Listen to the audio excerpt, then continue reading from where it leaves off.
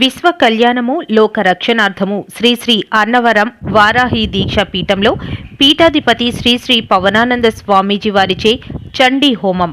అన్నవరం శ్రీ వీర వెంకట సత్యనారాయణ స్వామివారి క్షేత్ర పరిధిలో మొదటి ఆర్చ్ సమీపంలో శ్రీ శ్రీ వారాహి దీక్ష పీఠంలో విశ్వ కళ్యాణం లోక రక్షణార్థం సనాతన హైందవ హిందూ ధర్మ